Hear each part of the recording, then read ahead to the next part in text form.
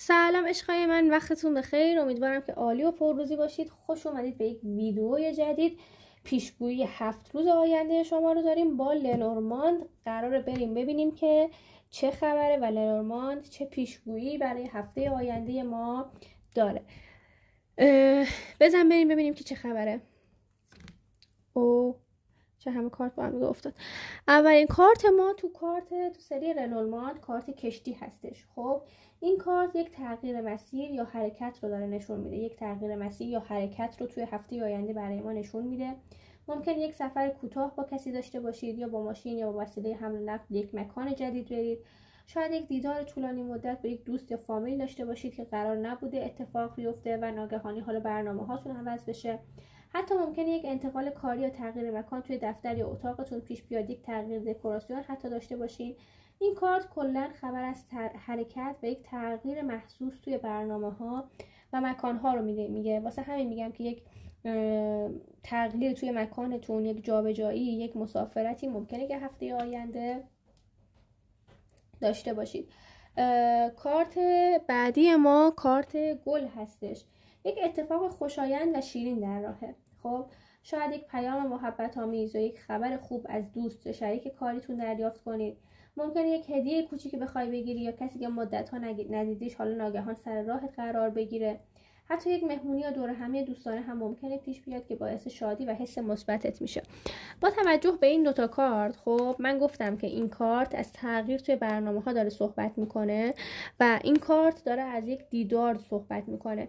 انگار که یک دیداری بخوای با شخصی داشته باشی، یعنی یهویی برنامه ها یک جوری جفت و جور بشه که شخصی که خیلی وقت ندیدیش بخوای حالا ببینیش و یک خوشحالی ببینم که بخواد برات رقم بخوره. کارت بعدی ما کارت روباه هستش. خب یک اتفاق غیر منتظره یا پیچیده پیش میاد. خب ممکنه کسی در کار یا زندگیتون ظاهر بشه که نقش مهمی داشته باشه. این شخص ظاهرا این شخص شاید ساده و مثلا احمق و بی خطر به نظر بیاد، ولی باید حواستون رو جمع کنید. شاید یک معامله کوچیک یا یک توافقی انجام بدید که بعداً جزئیاتش روشن میشه، یا خبری رو بشنوید که اول ساده به نظر میاد ولی در اصل پیچیدگی هایی داره. کلا همونجوری که میدونید بچه‌ها، روباه مکاره. خب با یک مکر مواجه میشید توی هفته آینده، با یک دورویی مواجه میشید. یک نفر ممکنه که بخواد سرتون کلاه بذاره و حتی ممکنه که به نظر من با توجه به این کارت های قبلی ممکنه یک مهمونی برید، توی یک دور همی قرار بگیرید که اونجا متوجه یک مکر و حالا دروغگویی یک شخصی خواهید شد. کارت بعدی ما کارت کلید هستش. یک اتفاق مهم یا کشف تازه در راهه. ببینید بچه‌ها، کلید هر دری رو باز میکنه. کلید اصلا راهگشاه. کلید درهای بسته رو برای ما باز میکنه. خب ممکنه یک بسته یا خبری برای شما بیاد که یک مسئله حل نشده رو برای شما روشن کنه. شاید یک تماس مهم با کسی داشته باشید که پاسخ یک موضوع طولانی یا جواب یک سوال مهم رو بخواد به شما بده. کلید یعنی باز شدن یک مسیر یا حل شدن یک موضوع ملموس توی هفته آینده. یکی از اصلی ترین دغدغه‌های ذهنیتون تو هفته آینده براتون برطرف میشه و حالا کلیدش رو پیدا میکنید. کارت بعدی ما کارت کتابه. خب کتاب یک اطلاعات یا راز تازه‌ای رو میده. ببینید این کتاب بسته است، ما نمیبینیم که داخلش چیه. خب و این کتابه رو ما قراره بازش کنیم. یک اطلاعات تازه‌ای قراره به ما برسه، یک راز تازه‌ای قراره برای ما رو بشه. مثلا کسی یک خبر مهمی رو برای ما تعریف میکنه یا یک پیامک یا ایمیلی دریافت میکنیم که جزئیات یک مسئله رو برای ما روشن میکنه. حتی ممکنه یک کشف کوچیک درباره شخصی یا شرایطی که فکر میکردی میدونی برات آشکار بشه. یعنی مثلا تو فکر میکنی یه نفر رو میشناسی ولی هفته آینده دست این شخص برات رو میشه، یا مثلا یه چیزی از زندگیش میفهمی که اصلا پشمات میریزه و با خودت میگی که چرا من تا حالا اینو نفهمیده بودم. این کارت یعنی اتفاقات مرتبط با اطلاعات جدید خب و کشف حقایق. این کارت داره از رو شدن یک سری از مسائل برای ما صحبت میکنه. کلا کارت بعدی ما کارت ستاره هستش. کارت ستاره یک اتفاق مثبت و امیدوار کننده رو داره نشون میده که تو هفته آینده برای ما در راه. شاید یک موفقیت کوچیک یا خبری که حس خوبی به شما بده بخوایم دریافت کنیم. حتی دیدار با کسی که مدت‌ها منتظرش بودین. چون اینجا 3 تا کارت دیدار دارید، به نظر من هفته آینده یک دیدار خیلی باحال و خفن قرار داشته باشین یا یه خبر انرژی بخش میشنوید. خب کلا کارت ستاره یعنی رخدادهایی که حس خوشایندی و امید واقعی به شما میدن. یک خبر خیلی خوب و باحال قراره توی هفته آینده بشنوید. ما کارت خونه رو داریم، چون اینجا میزمون شیب داره. کارت بعدیمون هم اومد، کارت ماره. بچه‌ها کارت خونه خب از خانواده و امنیت میگه، روش کارت مار افتاده. مار نیش میزنه، یک نیش خوردن از یکی از اعضای خانواده دارم برای شما میبینم توی هفته آینده و حواستون رو باید جمع کنید. کلا کارت خانواده ارتباط مرتبط با محیط زندگی یا خانواده رو میگه. ممکنه یک مهمونی خانوادگی یا یک رفت و آمدی پیش بیاد یا کسی به خونتون سر بزنه. حتی ممکنه بخواید یک تغییر کوچیکی توی خونتون ایجاد کنید، مثل جابجایی وسایل، تمیزکاری یا مثلا تزیین چیزی که حس خوبی به شما میده. خونه یعنی رخدادهای ملموس توی محیط زندگی و آرامش واقعی.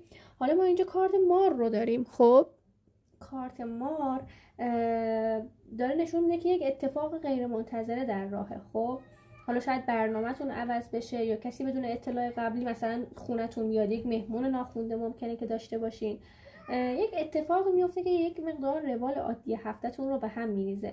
خب و کلا تحولات ملموس، رخدادهای غیر منتظره رو دارم میبینم و تحولات ملموس رو داره نشون میده که یک مقدار روتین زندگیتون رو عوض میکنه.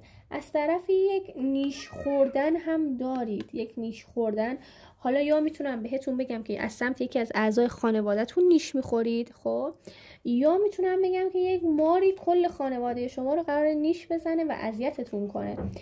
یک خبری ممکنه بشنوید که کل خانواده یک مقدار به هم میریزید، حالا دروغی، خیانتی، یه همچین حالتی روی هفته آینده برای شما نشون داده شده.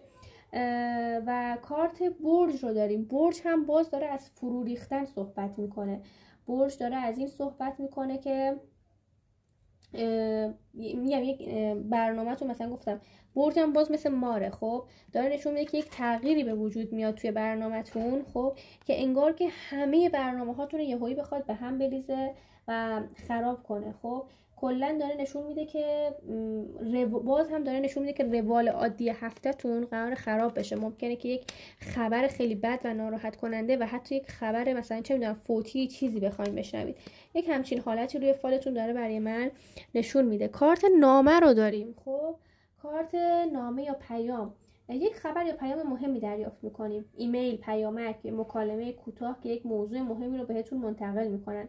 این کارت رخدادهای مربوط به دریافت اطلاعات رو داره نشون میده یا یک ارتباط تاثیرگذار با شخصی برقرار میکنید که راه و مسیر رو براتون باز میکنه. یک پیامی از طریق فضای مجازی به شما میرسه که حسابی ممکنه که شما رو خوشحالتون بکنه. کارت بعدی ما کارت عقربه ساعته. بذار ببینم کارت بعدیمون چیه. با کارت کودک. کارت عقربه ساعت داره نشون میده که اتفاقات هر چقدر که شما تلاش کنید ریتم خودشون رو میبرن جلو. خب بعضی رخدادها، بعضی از اتفاقاتی که شما منتظرشون هستید، اون اتفاقات توی انتظار زمان مناسب هستن تا خودشون رو نشون بدن، اما همه چیز در نهایت رخ میده. خب این کارت یعنی اتفاقات مرحله به مرحله جلو میرن و روند طبیعی خودشون رو دارن. کارت بچه هم داره نشون میده که یک اتفاق سرگرم کننده پیش میاد، یک دیدار کوتاه یا لحظاتی پر از خنده و شادی رو میبینن که بخواین حالا داشته باشین. یک بچه‌ای رو میبینید که حسابی حال دلتون رو خوب میکنه. کلا یک اتفاق میفته که حس سبکی و خوشحالی به شما عزیزای دلم میده. کارت بعدی کارت صلیب هستش.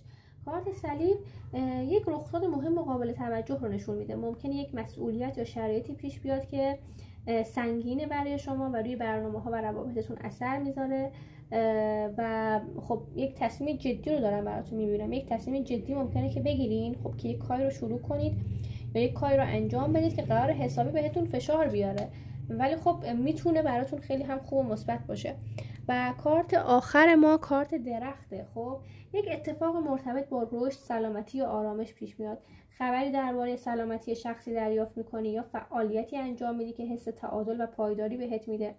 کارت درخت یعنی رخدادهای ملموس مرتبط با ثبات، رشد و مراقبت از خودت. کلا داره نشون میده که یک مقدار هفته آینده باید روی سلامتیت هم وقت بذاری و از خودت مراقبت کنی. کلا هفته آینده به نظر من اکثریت کارت‌هاش حالا کارت‌های مثبتی بودن و خیلی چالش و مشکل رو نداشتیم و حالا اگر یک مقدار مدیریت بشه و دقت کنید میتونه هفته خیلی خوبی برای همه ما باشه. امیدوارم که از این فال لذت برده باشین. حتما لایک و سابسکرایب یادتون نره. توی ویدیوی بعدی میبینمتون. دوستتون دارم. خدا نگهدار.